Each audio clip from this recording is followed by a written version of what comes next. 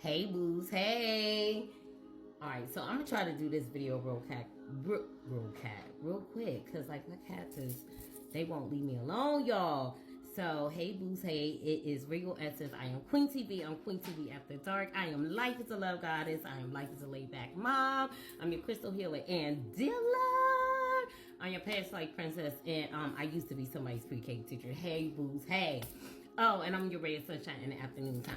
So listen, y'all. So remember how I told you guys that you have to, if you are an empath and you are the type of person that always attracts narcissistic people, men, women, all of that good stuff, that you need to vibrate at a vibration that's so high that you no longer attract narcissists, right? So that may be a little bit less concrete to obtain. So this is what I want to tell y'all. So the thing that gets you hooked with a narcissist is the fact that they come in and they love bomb you, right? So they can love bomb you, they get you hooked, and then they switch up on you, right? And that's the mind fuck of it all, right? So then you spend however long it is that you're with this person trying to get back to how it was at the very beginning, right? Because your mind and your brain plays tricks on you, and your brain always wants to feel good, so they're always just fighting to get back to how the relationship was originally, right? So how to, and I feel like it's very imperative that we recognize the love bombing phase, and then we can recognize narcissists so much easier, right? So let's talk about a couple ways to know that you are being love bombed by a narcissist, okay? Let's go. Number one, even if you are the most beautiful woman in the world, you are the baddest baddie, a narcissist is going to come on way too strong, right? They are going to, 9 times out of 10, they're going to tell you they love you very early on, like way too early for them to love you. They're going to tell you things like, I'm already in love with you. Be leery of that, right? If it's a week in, a couple days in, and they're already telling you that they love you, they're probably love bombing you, okay? You're going to find after a while, it depends on how you are, like how deep it is that you go, right? But you're going to realize after a while, they have no other conversation than telling you how beautiful you are and how you're the perfect person for them, etc., right? Also, what they're going to do is they are going to trauma bond with you or attempt to trauma bond with you. They're going to try to find all of these reasons to be able to bond with you, preferably over some tragedy in your life. Like, you hate your family, I hate my family. You don't have any friends, I don't have any friends.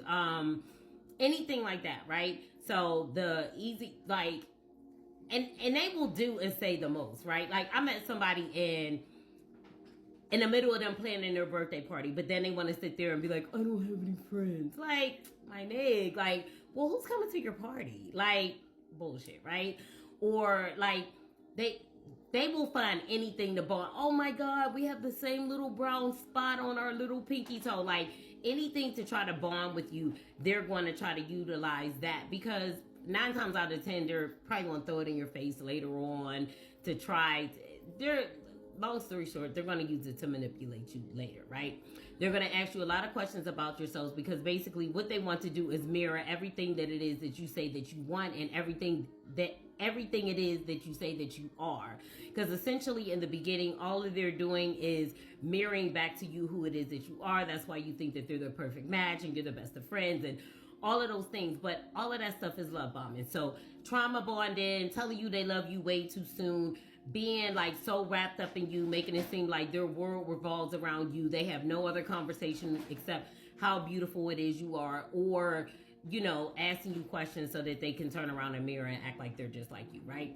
Another telltale sign is when they act like you have so much in common. I had somebody tell me, like, I'm like, what kind of music do you like? Da da da. Oh, I like whatever you like. Red flag, okay? Also, another red flag. They are going to, the mask is going to slip at some point, right? I used to think that narcissists could really carry on the act for a really long time. They can't, right? So if you pay attention within the first couple of days, the mask is going to slip. How mean it is that they really, how something that they said isn't really true, like shit starts not lining up. That's the mask starting to slip, right? They'll tell you one thing one day, and then 2 or 3 days later, that has totally changed, right?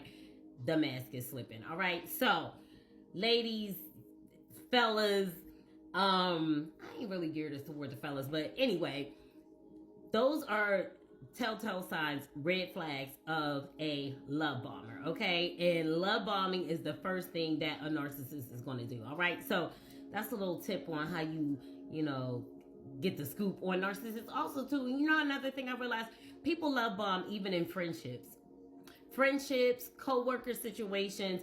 Anytime people are dysfunctional, there is going to be an aspect of love bombing that goes on in your relationship. You have to be solid enough and confident enough and not so needy for other people's approval that you fall so deeply. That's another thing. Once you realize that you're the shit and you love your own fucking company, it's a little bit harder for people to love bomb you because you're looking for something different. You're not just looking for them to sit around and praise you all day.